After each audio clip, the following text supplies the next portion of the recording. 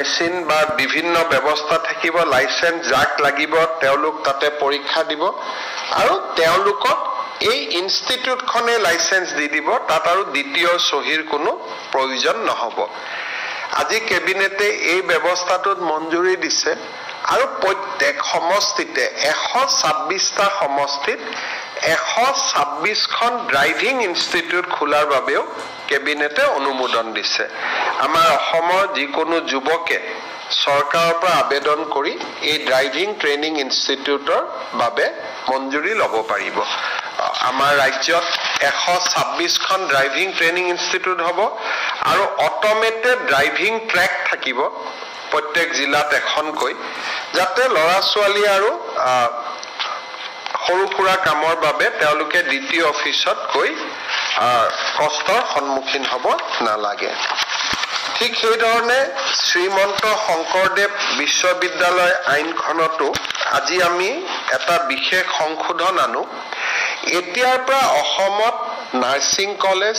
dental college ফাৰ্মাসী institute এইবিলাক খুলিবৰ বাবে প্ৰথমতে ন্যাশনাল সিকিউৰিটি এংগুলৰ পৰা ক্লিয়াৰেন্স ল'ব লাগিব অৰ্থাৎ ৰাষ্ট্ৰীয় নিৰাপত্তাৰ দৃষ্টিৰে এই ইনষ্টিটিউট বিলাক ৰাষ্ট্ৰৰ ভাবুকিৰ নহয় বুলি গৃহ বিভাগে প্ৰমাণপত্ৰ দিয়াৰ পিছতহে আমি অসমত এতিয়াৰ পৰা নাৰ্সিং স্কুল বা dental school pharmacy school laboratory technician institute এইবিলাক আমি খুলিব পাৰিম আৰু ইয়াৰ লগে লগে এই ইনষ্টিটিউট বিলাকে ৰাষ্ট্ৰৰ ধৰ্ম নিৰপেক্ষ নীতি মানিব লাগিব প্ৰত্যক্ষ বা পৰোক্ষভাৱে ধৰ্মান্তৰকৰণৰ লগত নিজক জড়িত কৰিব নোৱাৰিব যেটো প্ৰাইভেট ইউনিভাৰ্সিটি বিল আনিছিল আজি সেই একেটা বিল আমি শংকৰদেৱ ইউনিভাৰ্সিটি অফ হেলথ সায়েন্সত আনিছো যাতে ইউনিভাৰ্সিটিয়ে এফিলিয়েশন দিয়াৰ আগতে এই নিয়ম কেটা পালন কৰে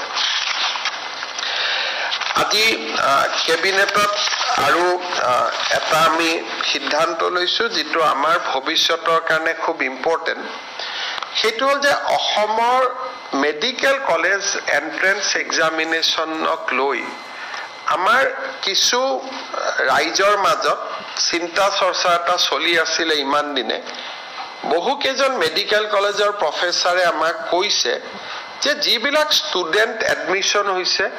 বহুত নম্বৰ পাইছে কিন্তু তেওঁলোকৰ ব্যৱহাৰিক বা শৈক্ষিক জ্ঞান একেবাৰে সীমিত ইমান ডাঙৰ কম্পিটিশনত তেওঁলোকে সিট পায় কিন্তু যিমান মেৰিটৰিয়াস বুলি ভবা যায় কলেজত তেওঁলোকক হিমান মেৰিটৰিয়াস বুলি দেখা নাযায়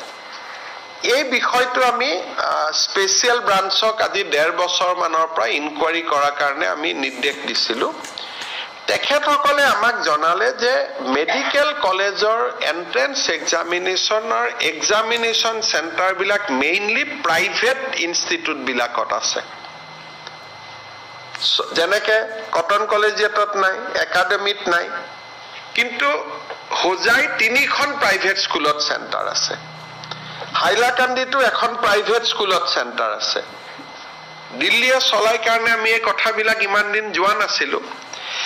এতিয়া আমি তিনটা সিদ্ধান্ত লৈছো কেন্দ্ৰীয় চৰকাৰক অনুৰোধ কৰিবৰ কাৰণে যে এইবাৰ মেডিকেল টেষ্টৰ এন্ট্ৰেন্স অকল চৰকাৰী বিদ্যালয়ত হ'ব